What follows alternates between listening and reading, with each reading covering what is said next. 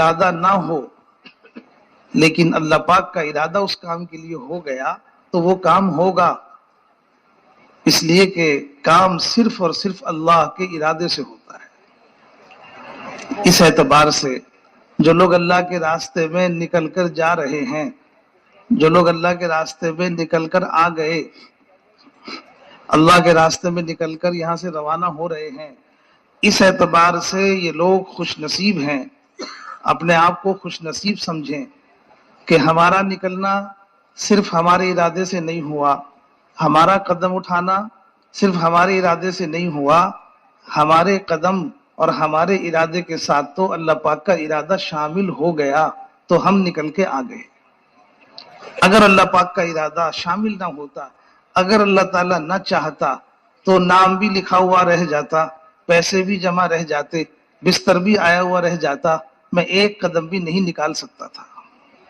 اس اعتبار سے یہ نکلنے والا مجمع جو اللہ کے راستے میں جا رہا ہے، اپنے آپ کو اس اعتبار سے خوش نصیب سمجھے اور اس نعمت کی، اللہ تعالیٰ کی اس فضل کی جو اللہ تعالیٰ کا ہو گیا ہے، اس نعمت کی شکر گزاری کرے۔ شکر گزاری کیسے ہوگی؟ زبان کے دو بول شکر نہیں ہیں، شکر کے لیے کافی نہیں ہیں۔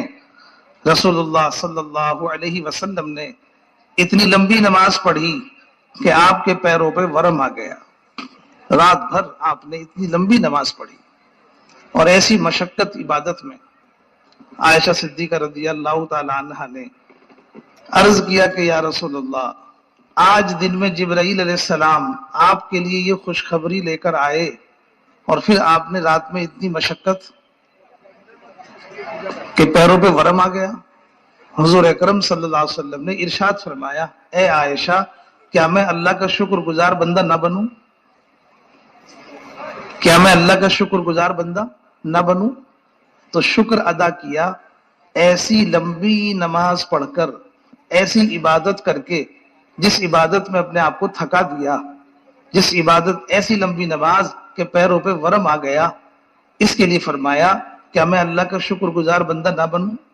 تو شکر ادا کرو محنت سے، شکر ادا کرو اپنے کام کی کارگزاری سے، ایسی محنت کرو، ایسی محنت کرو کہ اللہ کا یہ فضل جس نے ہمیں اپنے راستے کے لیے قبول فرما لیا، اس کا شکر کیسے ادا کریں کہ اللہ کے راستے میں نکل کر جہاں جا رہے ہو وہاں ایسی محنت کرو کہ ایسی محنت کرو کہ اس محنت میں اللہ تعالیٰ کو ہمارے اوپر رحم آ جائے اور اللہ کو ہماری اس محنت پر پیار آ جائے اور اللہ تعالیٰ ہماری اس محنت کو اور اس کوشش کو اللہ تعالیٰ شکر کے طور پر قبول فرما لے، اللہ کے اس فضل کا شکر ہو جائے، شکر کے طور پر قبول فرما لے۔ بھائیو، دوستو، بزرگوں، چلہ چلے کے لیے نہیں ہے، 4 مہینے کے لیے نہیں ہے۔ میں چلے کے لیے نہیں جا رہا، 4 مہینے کے لیے نہیں لگا رہا، چلہ 4 مہینہ لگا رہا ہوں، چلے 4 مہینے میں نکل رہا ہوں۔ کس لیے؟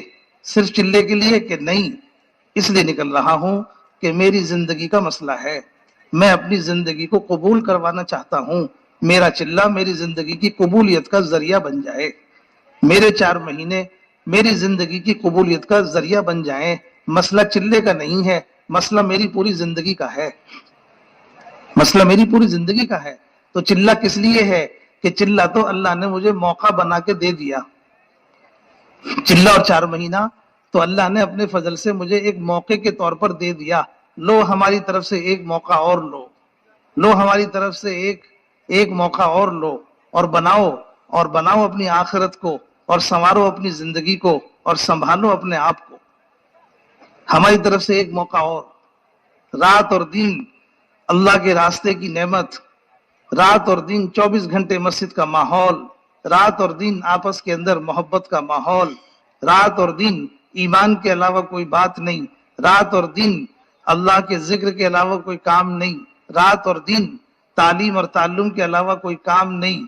ایسی زندگی کی راتیں، ایسی زندگی کے دن اللہ پاک نے دے دیے ہیں۔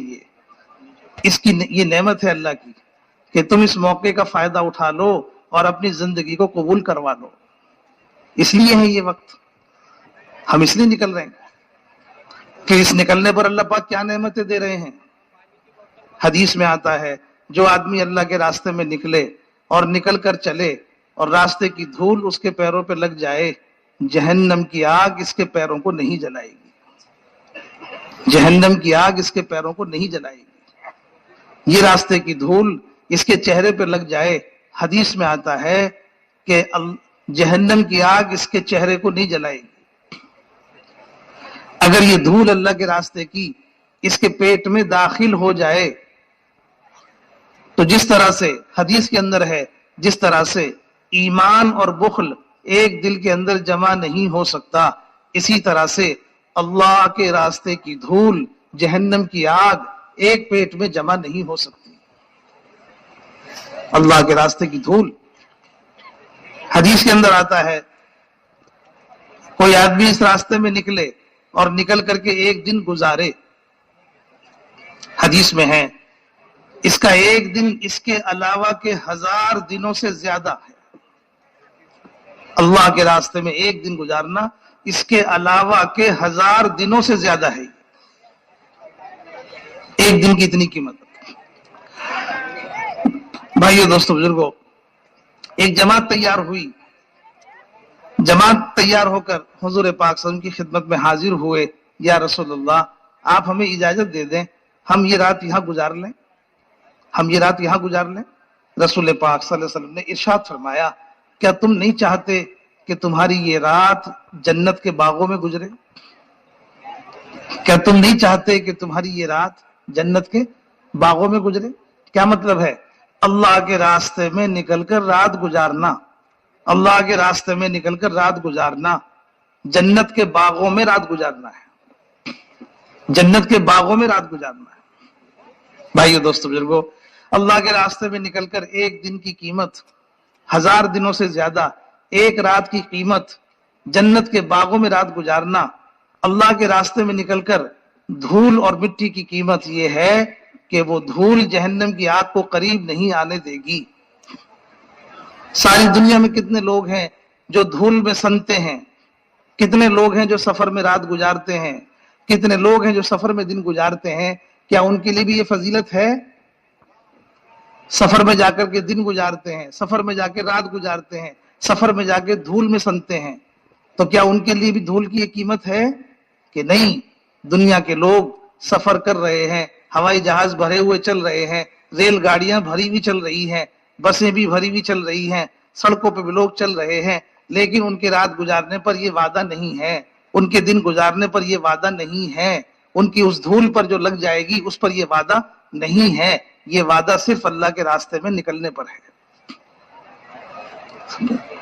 وہی دھول ہے، وہی رات ہے، وہی دن ہے، لیکن نسبت بدلنے پر قیمت بدل جاتی ہے، نسبت بدلنے پر۔ اس لیے اس اعتبار سے بہتر تو بات یہ تھی کہ جتنا مجمع یہاں آیا ہے وہ سارا کا سارا اللہ کے راستے میں نکل جاتا، سارا کا سارا مجمع اللہ کے راستے میں نکل جاتا، لیکن جتنے لوگ یہاں آ گئے ارادہ کر کے، جتنے لوگ یہاں آئے اور تیار ہو گئے، یہاں کے ماحول میں ان کے دل میں بات آ گئی اور وہ تیار ہو گئے، ایسے لوگوں کو دیکھو، ان کا دیکھنا بھی ثواب ہے۔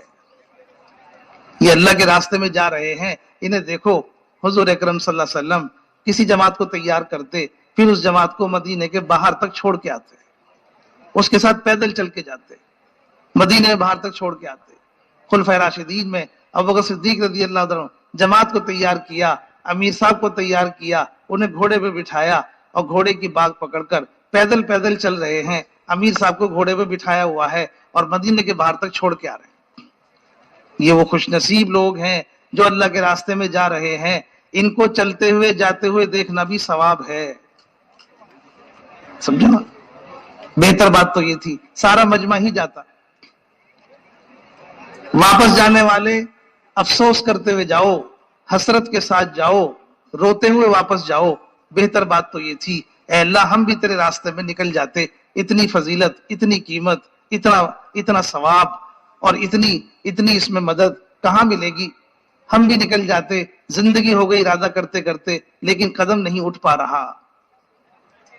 حسرت کے واپس جاؤ، حسرت کے ساتھ واپس جاؤ، اللہ سے مانگتے واپس جاؤ، اے اللہ ہمیں بھی قبول فرما لے۔ इस तरह से भाइयों दोस्तों बुजुर्गों, ये निकलने वाला मजमा इस एतबार से कितना कीमती है और अल्लाह के रास्ते में निकलना कितना कीमती है, इसका अंदाजा जो बात रसूलुल्लाह सल्लल्लाहु अलैहि वसल्लम ने फरमाई है अल्लाह के रास्ते के बारे में, उन पर जो वादे किए हैं उनसे अंदाजा होता है कि इस रास्ते में निकलना कितना कीमती है। भाइयों दोस्तों बुजुर्गों, अल्लाह के रास्ते में क्यों निकल रहे हैं, निकलने का क्या मकसद है? अल्लाह के रास्ते में निकलना दो बातों की वजह से है, दो बातों की वजह से। इसलिए दो नियत करके निकलो, अल्लाह के रास्ते में दो नियत करके निकलो। एक है नियत दीन के लिए, दूसरी नियत है दीन की मेहनत के लिए। दीन के लिए क्या नियत है और दीन के लिए क्यों नियत है? इसलिए कि दीन के बगैर कामयाबी नहीं है, दीन के बगैर कामयाबी नहीं है।